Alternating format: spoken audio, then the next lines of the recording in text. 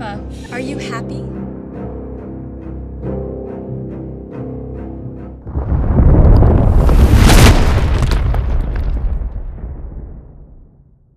विजी board नाम तो सुना ही होगा।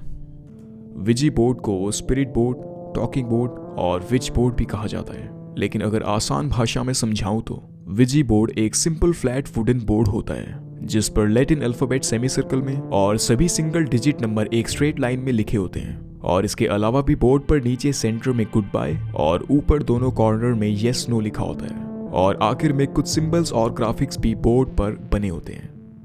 हर विजी बोर्ड का डिजाइन थोड़ा बहुत अलग हो सकता है, लेकिन ये सभी बेसिक अल्फाबेट्स और नंबर्स तो सभी में सेम होंगे। लेकिन विजी बोर्ड एक चीज के बिना अधूरा है, प्लानशीट। प्लानशीट एक हार्ट शेप्ड वुडन या प्लास्टिक पीस होता है जिसमें एक होल के थ्रू दिखने वाले अल्फाबेट, नंबर्स या येस नो को किसी स्पिरिट से कम्युनिकेशन का साइन माना जाता है। तो क्या सच में विजी बोर्ड आपको कुछ पैरानॉर्मल एक्सपीरियंस करा सकता है? क्या सही में आप इसकी मदद से स्पिरिट से बात कर सकते हो, या ये सिर्फ एक बच्चों का खिलौना है? विजी बोर्ड की मिस्ट्री, उसके पीछे की हिस्ट्री और सिर्फ सच्चाई पर आज की ये पूरी वीडियो है। इस रिचुअल को परफॉर्म करने के लिए आपको किसी शांत माहौल में बोर्ड को लेकर बैठना होता है और रिचुअल स्टार्ट करने से पहले आपको सभी लाइट्स बंद कर एक मोमबत्ती जलाकर पूरा एनवायरनमेंट सेट करना होता है। उसके बाद प्लानशीट को बोर्ड पर रखकर उस पर हल्के से अपनी उंगलियां रखी जाती हैं और जिस भी स्पिरिट से आप सवाल करना चाहते हो उसको याद कर आप कर सकते हो। क्वेश्चंस आप कुछ भी पूछ सकते हो जो आप स्पिरिट से पूछना चाहते हो। हर क्वेश्चन पूछने के बाद आपको 1 या 2 मिनट रुकना होता है, क्योंकि कभी कभी आपको रिस्पॉन्स मिलने में थोड़ा टाइम लग सकता है। लेकिन जैसे ही आपकी उंगलियां प्लानशीट को अनकॉन्शियसली हिलाने लगती हैं, तब किसी दूसरे इंसान या आपको नोट करना होता है कि प्लानशीट किन किन अल्फाबेट्स और नंबर्स को पॉइंट आउट कर रहा है, जिनको मिलाकर एक सेंटेंस बनाने की कोशिश की जाती है और उसी सेंटेंस को स्पिरिट का आपके सवाल के लिए जवाब समझा जाता है। यहाँ नोट करने वाली बात यह है कि प्लानशीट पर उंगली रखने वाला इंसान कभी भी प्लानशीट को अपनी मर्जी से नहीं हिलाता। तो इस तरह से विजी बोर्ड को स्पिरिट से कांटेक्ट करने का एक डिवाइस माना जाता है और इस तरह से ओरिजिनली ये रिचुअल परफॉर्म किया जाता है। विजी बोर्ड के बारे में तो इतना आप में से ज्यादातर लोग जानते ही होंगे, लेकिन अब जो आप नहीं जानते वो मैं आपको बताता हूँ। प्लानशीट राइटिंग विजी बोर्ड के इस कंसेप्ट को सबसे पहली बार में से एक बार, मतलब one of the first, 1100 AD में चाइना के एक हिस्टोरिकल डॉक्यूमेंट सॉन्ग डायनेस्टी में मेंशन किया गया था, जिसको उनकी भाषा में फूजी कहा गया और जिसका मतलब होता है प्लानशीट राइटिंग। पुराने समय में प्लानशीट राइटिंग बहुत यूज किया जाता था। सभी लोगों का यही मानना था कि इसकी मदद से स्पिरिट से बात की जाती है और लोगों ने ऐसा किया भी बहुत। कल्चर कोई भी, कंट्री कोई भी, कंसेप्ट सेम, लोगों की मान्यता सेम। वैसे अपने भारत का मुझे कहीं कोई जिक्र देखने को नहीं मिला कि क्या यहाँ भी कुछ ऐसा होता था। अब ऑब्वियस बात है कि पुराने समय में तो आज वाले विजी बोर्ड पर यह रिचुअल परफॉर्म नहीं किया जाता होगा।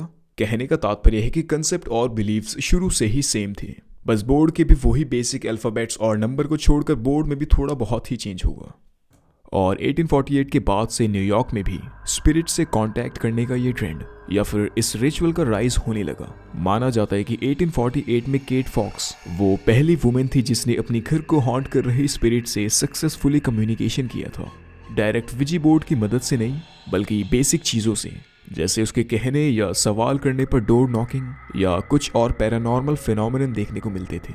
जिस कन्वर्सेशन में स्पिरिट वुमेन को ये बताने में सक्सेसफुल हुई थी कि वो एक आदमी था जिसका इस घर में मर्डर हुआ है।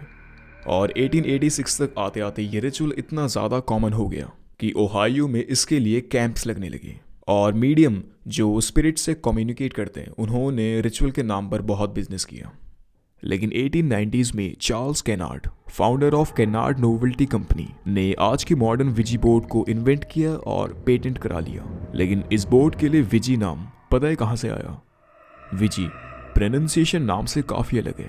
तो जब चार्ल्स केनार्ड की sister in law Helen Peters, जो एक मीडियम थी, उसने खुद बोर्ड से उसे नाम रखने को कहा, तब प्लानशीट राइटिंग के थ्रू किसी स्पिरिट ने बोर्ड को नाम दिया विजी, जिसका मतलब पूछे जाने पर स्पिरिट ने बताया गुड लक। ये थी विजी बोर्ड की हिस्ट्री। लेकिन अब आइए ज़रा सॉल्व करते हैं इसकी मिस्ट्री।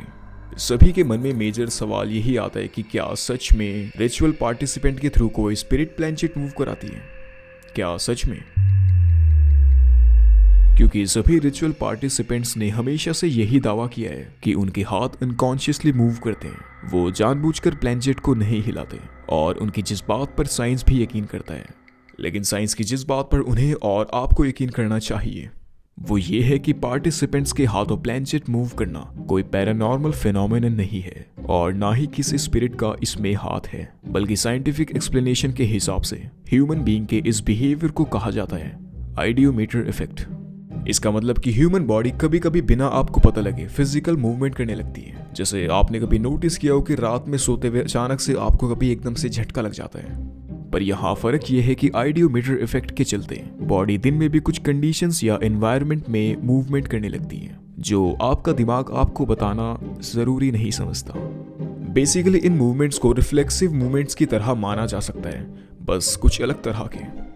विजी बोर्ड के केस में आपका दिमाग बिना आपको पता चले इमेजेस और मेमोरीज बनाने लगता है। जब आप स्पिरिट से कुछ क्वेश्चंस पूछते हो और आपका दिमाग बिना आपको पता चले बॉडी को क्वेश्चन के अकॉर्डिंग मूव कराता है। इसका मतलब आपके हाथों द्वारा प्लैनेट मूव करने में बिना आपको पता लगे भी आप ही का हाथ है।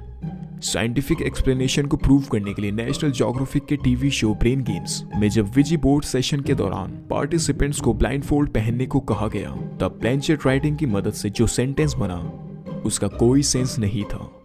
You got a J and a K and you got 3 blanks that were on the middle of the wood. There was no numbers here, here or here. बल्कि कुछ देर पहले तो बिना ब्लाइंडफोल्ड किए पार्टिसिपेंट सभी जवाब सही दे रहे थे। Grandpa, are you happy?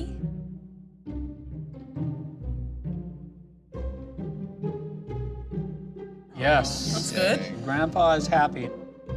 तो एक्सपेरिमेंट से भी यही प्रूव होता है कि प्लैनेट राइडिंग के पीछे आप ही का नटखट दिमाग है और इसलिए पार्टिसिपेंट्स को अल्फाबेट्स और नंबर की सही पोजीशन मालूम न होने की वजह से प्लैनेट को उनका हाथ कहीं भी ले जा रहा था। एक बात आपको माननी चाहिए कि जब पुराने समय में किसी फिनोमेनन का साइंटिफिक एक्सप्लेनेशन नहीं होता था, तब लोग उस फिनोमेनन को मैजिक, चमत्कार या पैरानॉर्मल मानने लगते थे।